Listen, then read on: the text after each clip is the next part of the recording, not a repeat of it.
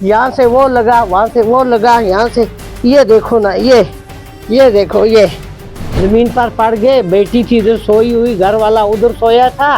अल्लाह ने बचाया, उस कुदरत ने कोई दिया लिया, आगे आ गया, नहीं तो बड़ी मुश्किल में। उस दिन से इस दिन तक बड़ी मुश्किल में। अचानक यहाँ से एक शाल आया, सीधा कमरे में घुसा। इधर बच्ची सोई थी, उधर माँ सोई थी, इधर बाप सोया था। उसके बाद कोई पता नहीं हमारे साथ क्या हुआ। तो हमारी गवर्नमेंट से यही गुजारिश है कि हमें कोई बैंकर शंकर की कोई सुविधा इधर नहीं है। तो हमें गवर्नमेंट से एक अपील करते हैं कि हमें यहाँ पे बैंकर की कोई सुविधा देनी चाहिए। तो मेरी एक ही इल्तिजा है गवर्नमेंट से कि जिन जिन लोगों का नुकसान हुआ है इनकी कुछ ना कुछ भरपाई करें, नहीं तो बहुत मुश्किल है। यहाँ पर लोगों को खाने पीने के लिए कुछ भी नहीं है, सब भाग रहे हैं। मुख्तियारा बेगम, क्या कुछ कहेंगे?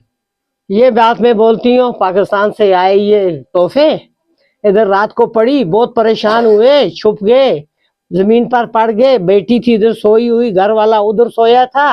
अल्लाह ने बचाया, उस कुदरत ने कोई दिया लिया, आगे आ गया, नहीं तो बड़ी मुश्किल में। उस दिन से इस दिन तक बड़ी मुश्किल में। ये चारपाई मेरी है, वो उनकी, अल्लाह ने बचाया। यहाँ से वो लगा, वहां से वो लगा, यहाँ से ये देखो ना, ये देखो, ये अल्लाह ने बचाया, कुदरत ने। अब बात इस तरह की है, गवर्नमेंट अगर ये कुछ बनाती है, आप मीडिया वाले हो, हमारी यही अर्ज है, कम से कम ये ओपन में गिंगल का गांव बहुत ओपन में है, यहाँ कैंप नजदीक है, इनके ऊपर सलन करते हैं, हमें नुकसान आता है। कोई बैंकर शंकर मिलना चाहिए, और क्या देंगे। अभी आप कहाँ जा रहे हो? बस बनियार जाएंगे। आप ये गाँव आप छोड़ गए, कोई नहीं, लड़के शहरी में और मैं नजदीक हूँ बनियार में। क्यों, माल मवेशी अगर मैं मर भी गई तो अल्लाह ही है, मगर इनका सोचती हूँ, इनका क्या होगा। बच्चे ही है ना, क्या करूं। 3 घर हमारे बन गए, 3 घर। एक बेटा एक जगह है, दूसरा बेटा दूसरी जगह है, बहू दूसरी जगह है, दूसरी बहू दूसरी जगह है।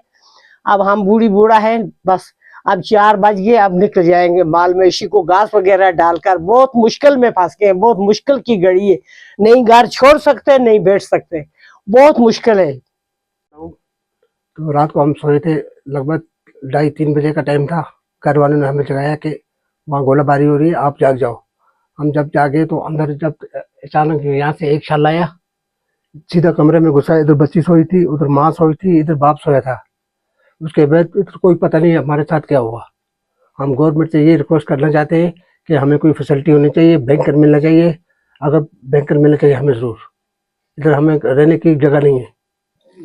ये हमें ये सिक्के मिले अंदर घर से। ये देखो, ये वाले सिक्के ये मिले घर से अंदर। अब ये किसी को लग जाता, कोई बचता, बचने का कोई चांस नहीं था। अल्लाह ने बचाया और उसकी कोई मेहरबानी हुई, माँ बाप की दुआ थी, तब हम बच गए। नहीं वरना गोले उन्होंने डाले तो यहाँ बचने का कोई चांस नहीं था। मेरा नाम मोहम्मद नसीर खान है, मैं गिंगल भी का रहने वाला हूँ। जो ये 7 तारीख के बाद जो शेलिंग हुई है, जब एयर स्ट्राइक हुई थी, उसके बाद में काफ़ी जो है इस जगह में नुकसान हुआ। दरअसल ये आज 3 दिन हो गए लगातार यहाँ पे फायर हो रहा है और इसके ऊपर इफेक्ट पड़ रहा है। पूरे मकान यहाँ पे डैमेज हो चुके हैं, लोग रहने के लायक यहाँ पे नहीं है। यहाँ पर कोई भी ऐसी सुविधा नहीं है गवर्नमेंट की तरफ से कि हम लोग जाके वहाँ पे बैठ सकें। तो अभी बच्चे हैं, छोटे छोटे औरतें हैं, जो भी यहाँ पे हैं, तो बहुत मुश्किल में है। अभी सब लोग दिन में यहाँ रहते हैं और शाम को यहाँ से भाग जाते हैं, क्योंकि रात को जो शेलिंग होती है उसमें कोई पता नहीं चलता है गोला कहाँ से आ रहा है, कहाँ जा रहा है, कहाँ लग रहा है।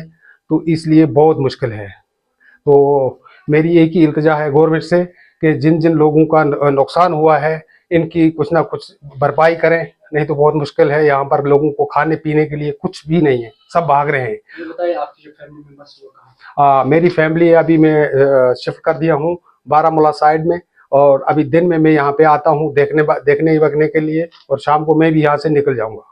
जब फायरिंग हो जाती है तो यहाँ रुकना बहुत मुश्किल है। कितना डैमेज हुआ है अभी तक? अभी तकरीबन 5 या 10 मकान यहाँ पर डैमेज हो चुके हैं, जो बिल्कुल रहने लायक ही नहीं है। तो यहाँ पर अगर रहते हैं तो यहाँ पर खतरा है, रहने लायक नहीं है, क्योंकि फायर होता है तो उसके बाद में इसके जो स्प्लेंडर हैं पूरे अंदर घुसते हैं मकान के बीच में। ऊपर देख सकते हैं आप, छत तोड़ के नीचे आए हैं, तो इधर इंसान कहाँ बचेगा। जहाँ बिस्तरे पर स्प्लेंडर लग रहे हैं आके, तो बाकी इंसान तो बच ही नहीं सकता है। तो यही मेरी आपसे यही इल्तिजा है कि कुछ ना कुछ करें। आम पब्लिक बहुत यहाँ पे मारी जा रही है, इसमें हम लोग पिस रहे हैं। जो गरीब शख्स है वो कुछ नहीं कर सकता है।